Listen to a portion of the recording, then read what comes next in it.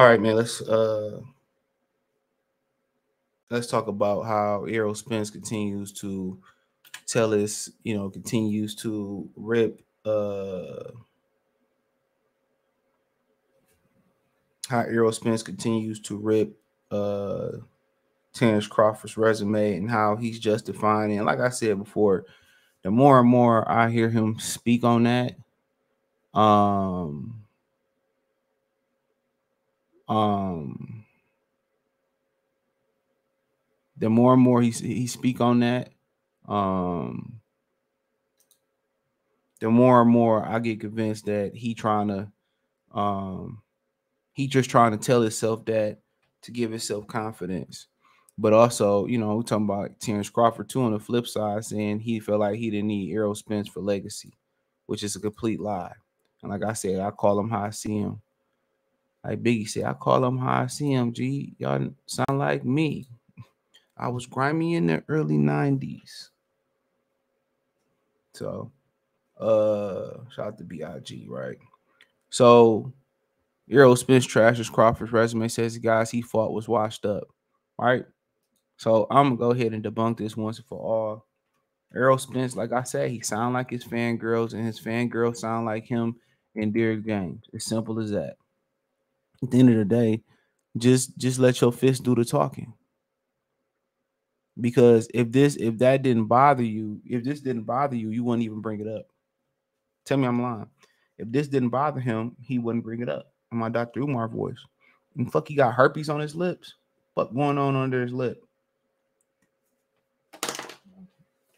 That's how him and you scared to come outside and all them ninjas fell out.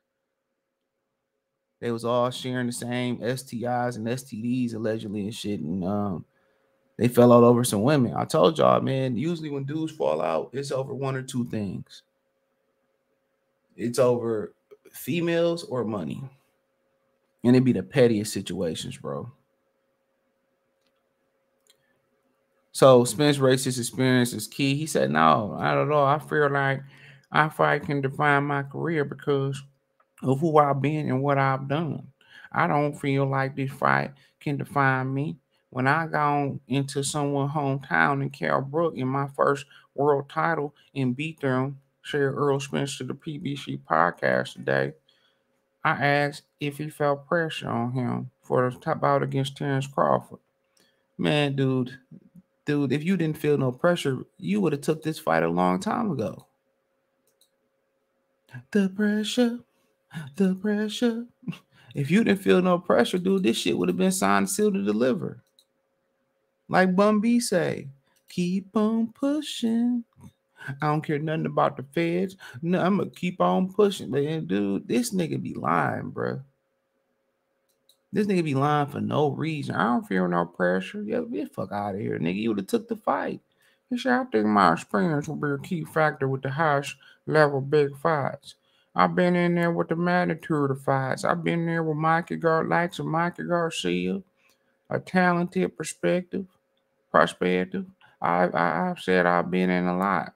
Sean Porter in 2009, who was way better than when I fought him in 2021, even with Kell Brook too. A lot of people were shielding themselves like Amir Khan. Coach Virgil Hunter said he wasn't the same after the Canelo fight and was viciously knocked out.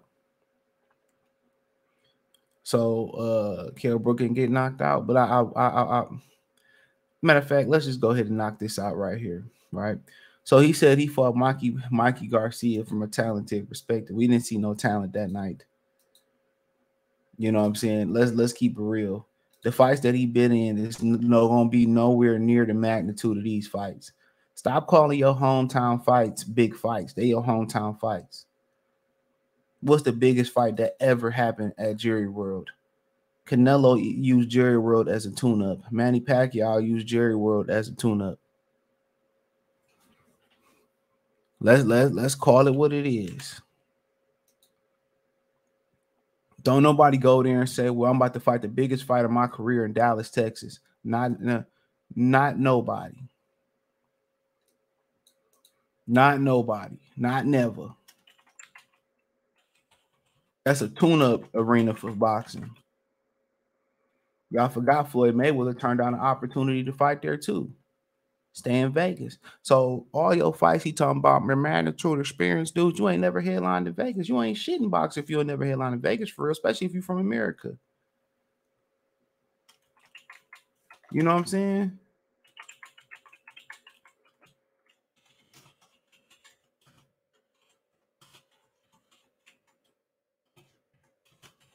You know,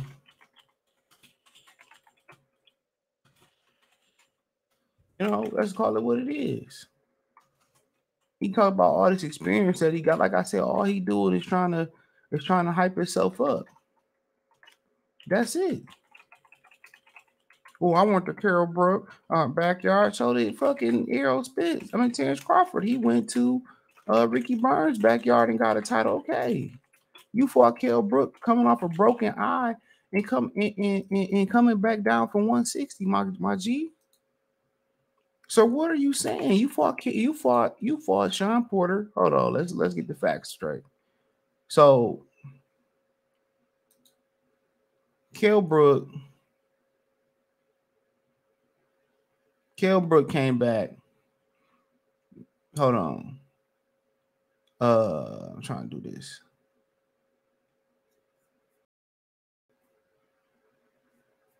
He came back about eight months later and came off a loss and fought Errol Spence. And then what he not telling you was he was beating the shit out of Errol Spence a lot of that fight too. But credit to Errol Spence, he stepped up. Right? And then he talks about how Terence Crawford, how Sean looked good versus Sebastian Formella before he fought Terence Crawford. Let's talk about how fucking Sean Porter lost to Ordinas Ugas before he fought you. Let's keep it real, my G. Come on, you trying to cite Mikey as a big fight? That was a fucking glorified tune-up. That was a glorified tune-up. So let's call it what it is. That was a glorified tune-up.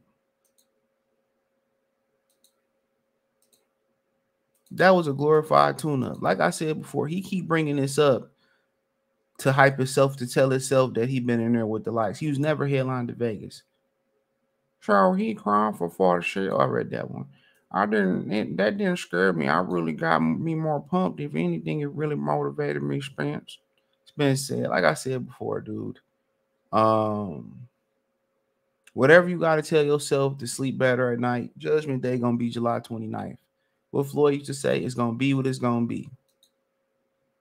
Cause he confused like Dwayne Wade's son. You know, he confused like Dwayne Wade's son. He don't know nothing. He don't know if he want to say Terence Crawford a great fighter. He don't want to know if Terence Crawford a bum. This dude confused. He confused. He confused. Dude is confused.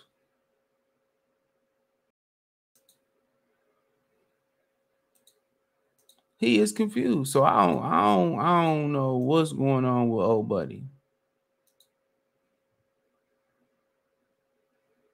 I don't know what's going on with him, but he confused.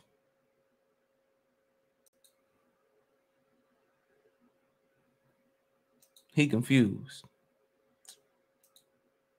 So, I mean, hopefully he can figure that out. But let's go with Terence Crawford had to say. His line ass right here. He said, I didn't need Errol Spence career-wise and legacy-wise. He said, did you need Errol Spence?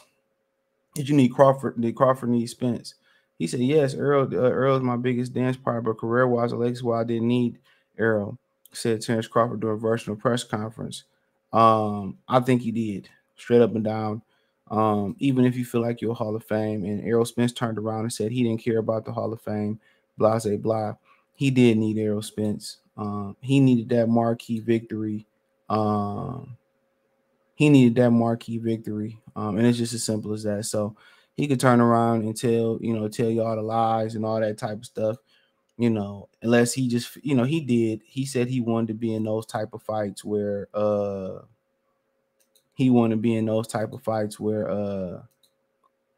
these fights you dream of, these legendary fights and all that type of stuff. He lying. He needed Errol Spence. We all knew it. We all know it, dude. So he can say whatever you want to say. But hey, let me know what you girls and guys think. Thumbs up the video, share the video, subscribe to the channel. Next subscribe button is the bell icon button. Hit all notifications, increase your chance, get notifications. We go live or drop video. Financially, want to support the channel, Cash App, $CJ Good 313. Venmo CJ Good 313, PayPal link in the description. Appreciate the love, support. Peace.